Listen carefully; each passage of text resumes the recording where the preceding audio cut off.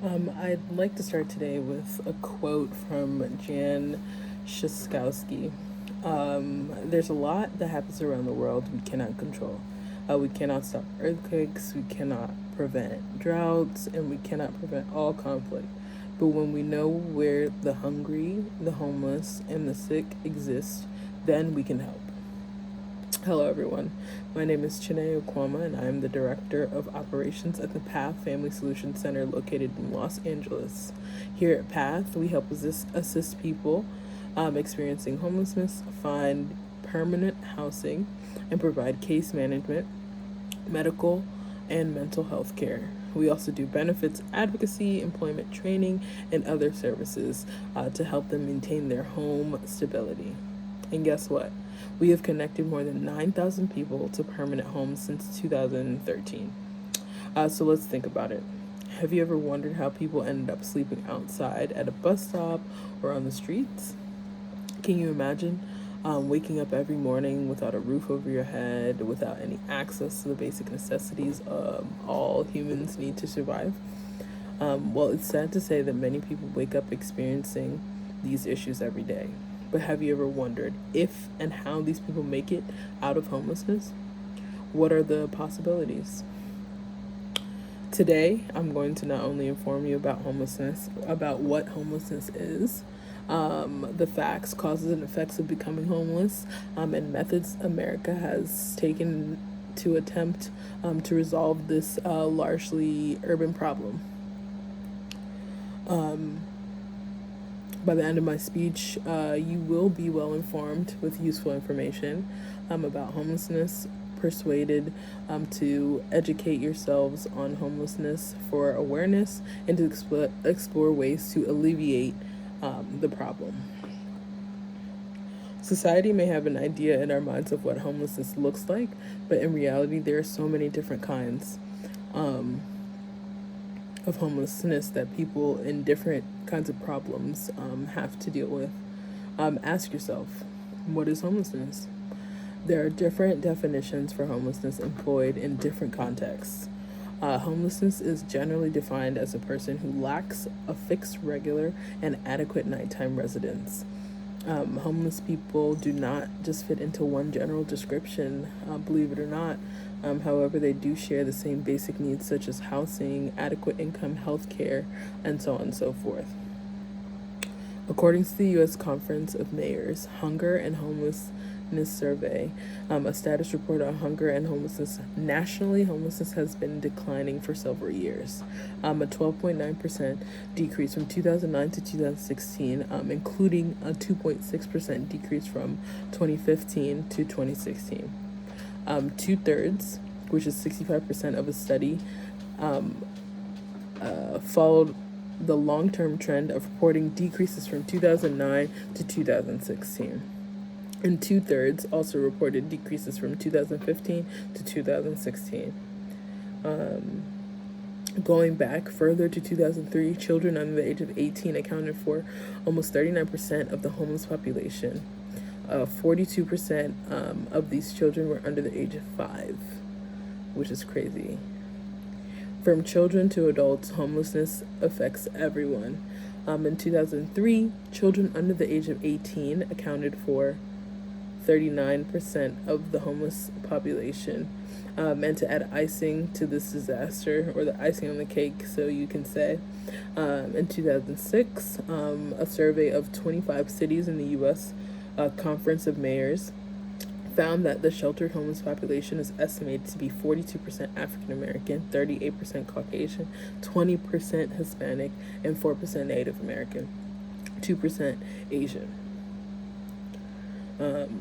Then there is chronic homelessness. Chronic homelessness is one of the 4 types of homelessness. It is defined as people who have experienced homelessness repeatedly while struggling with disabling conditions such as a serious mental illness, substance disorder, physical disability.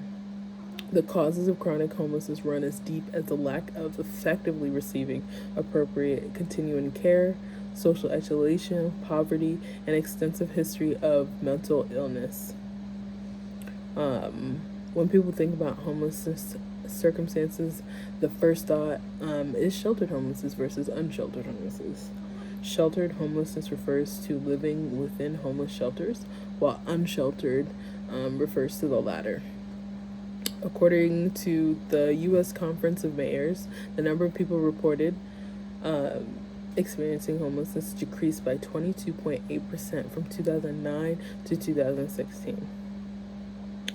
See, we tend to forget about our 4 different types of homelessness: transitional homelessness, episodic homelessness, chronic homelessness, as stated earlier, and hidden homelessness. Transitional homelessness is a state of homelessness that is a direct result of a major life change. Finally, the individuals who live with others temporarily without a permanent home are considered hidden homelessness because it often goes unnoticed. Because those individuals lack access to housing support resources and cannot be officially identified, they are considered hidden from national statistics.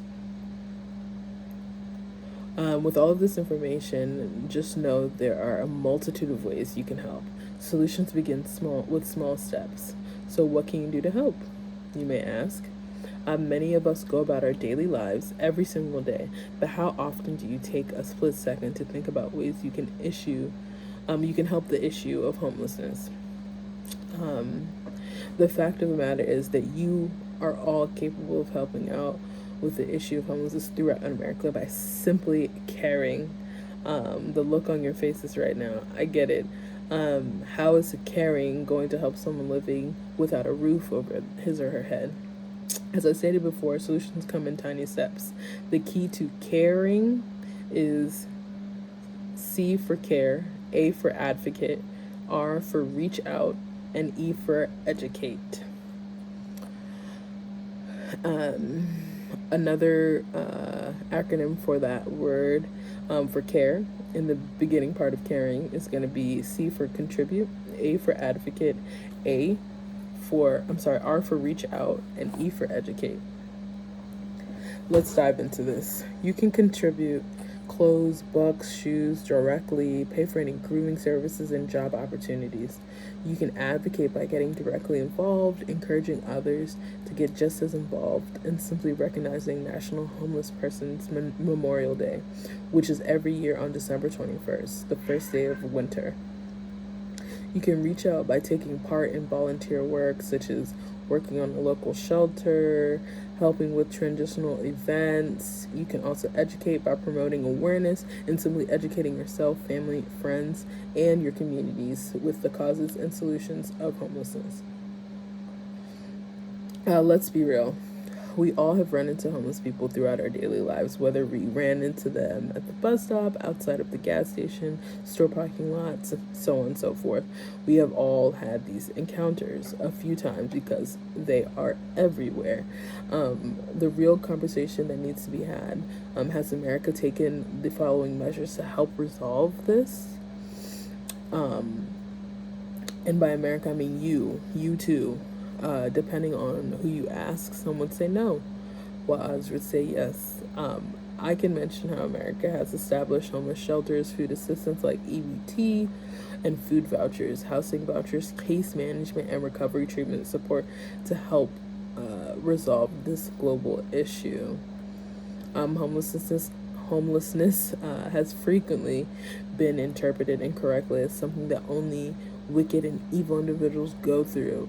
The prevailing belief in society is that those who destitute lack of ambition and aspirations for the future.